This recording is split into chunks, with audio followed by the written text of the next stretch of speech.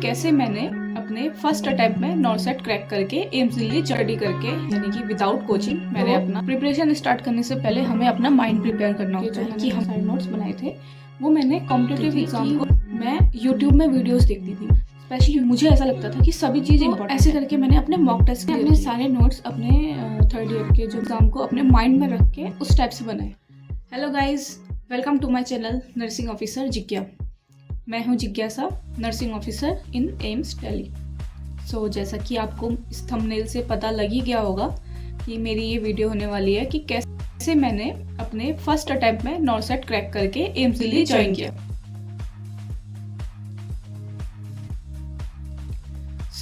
मैंने अपनी BSc nursing Uttarakhand के एक प्राइवेट कॉलेज से की और उसके बाद मैंने सेल्फ स्टडी करके यानी कि विदाउट कोचिंग मैंने अपना नॉर्सेट दिया और फर्स्ट अटेम्प्ट में ही क्रैक कर लिया। मेरे यूनिवर्सिटी एग्ज़ाम मार्च 2022 में कंप्लीट हुए थे और मैंने सितंबर 2022 में नॉर्सेट दिया था, जो मैंने अपने फर्स्ट अटेम्प्ट में ही क्लियर कर लिया था और मुझे अपनी सीट मिल गई थी एम्स दिल्ली में और अभी मैं 3 साल से एम्स दिल्ली में ही हूँ। इस वीडियो में मैं आप लोगों को बताऊंगी कि कैसे मैंने क्या क्या स्ट्रेटजीज यूज़ करके अपने नॉर्सेट को क्रैक किया था और अपनी सीट कंफर्म की थी। तो प्रिपरेशन स्टार्ट करने से पहले हमें अपना माइंड प्रिपेयर करना होता है कि हमें नॉर्सेट क्रैक करना है। तो मैंने क्या किया था, मैंने अपने थर्ड ईयर के स्टार्टिंग में ही अपना माइंड प्रिपेयर कर लिया था कि मुझे नॉर्सेट क्रैक करके मतलब एम्स में जाना है और मेरी फर्स्ट प्रेफरेंस थी एम्स दिल्ली। मैंने अपनी थर्ड ईयर से अपनी प्रिपरेशन स्टार्ट कर दी थी।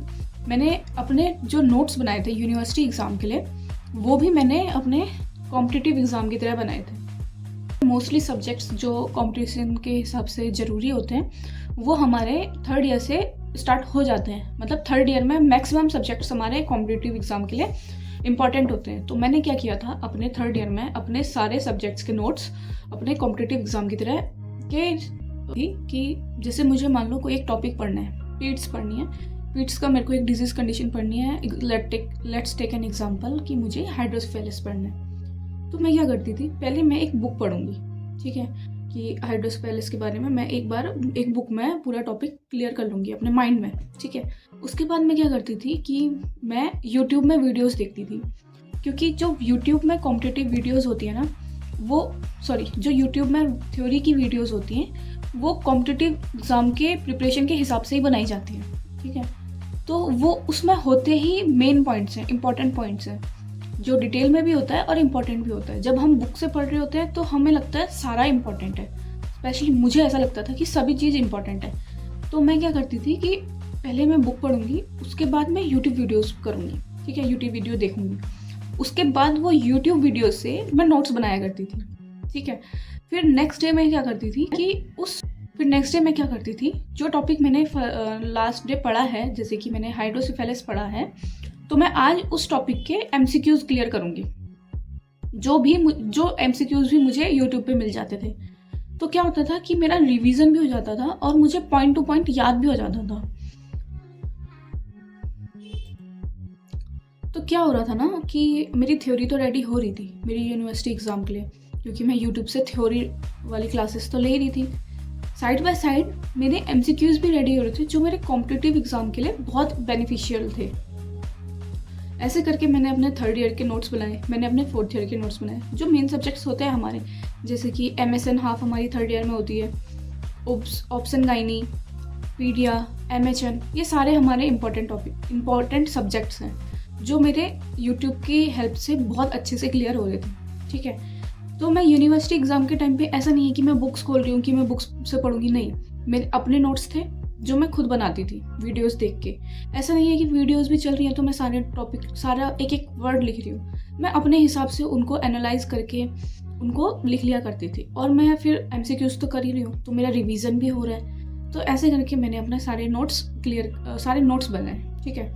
उसके बाद जब हम फोर्थ ईयर में थे, उस टाइम पे Covid, third year fourth year में हमारा कोविड चल रहा था, तो हमें पता था कि हमारे ना एग्ज़ाम्स पोस्टपोन हो चुके हैं, यूनिवर्सिटी एग्ज़ाम पोस्टपोन हो चुके हैं। तो मैंने दोबारा से अपना टाइम थ्योरी रिवीजन में वेस्ट नहीं किया, मैंने क्या किया, अपने MCQs लगाना शुरू कर दिया कि जैसे PR यादव से बेस्ट बुक है जो हमें प्रीवियस ईयर क्वेश्चंस देती है, वो भी शॉर्ट एक सिंपल बेसिक क्वेश्चन भी उसमें होता है जो हमारा लास्ट ईयर आया है, प्रीवियस ईयर में आया है। तो मैंने उसकी MCQs स्टार्ट किए टॉपिक वाइज। ठीक है, आज मैं थोड़ा थ्योरी कर रही हूँ, कल मैं उसके MCQs कर रही हूँ, फिर मैं रिवीजन कर रही हूँ। तो ऐसे करके मैंने अपनी थ्योरीज और MCQs रेडी किए। ऐसे करके मैंने फरवरी तक पढ़ाई की। फिर उसके बाद क्योंकि मार्च में मेरे यूनिवर्सिटी एग्ज़ाम थे, प्रैक्टिकल्स थे, तो मेरा सारा टाइम उसमें गया। फिर उसके बाद अप्रैल मिड से मैंने क्या किया, मैंने मॉक टेस्ट देना शुरू कर दिया। ठीक है, जिसमें मैं मतलब पर डे मैं मॉक टेस्ट दे रही हूँ। ठीक है, जिसमें मैं मिनी टेस्ट दे रही हूँ जैसे टॉपिक वाइज। उसके बाद वीकली मेरे मिनी मेजर होते थे। मैंने एक मॉक टेस्ट सीरीज ली थी जिसमें मिनी मेजर करके होते थे, जिसमें मेरे सब्जेक्ट वाइज MCQs होते थे, सब्जेक्ट वाइज मॉक टेस्ट होता था।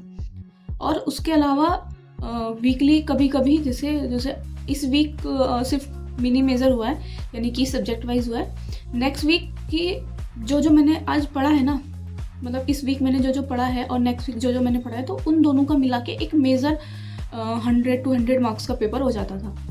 तो ऐसे करके मैंने अपने मॉक टेस्ट क्लियर किए।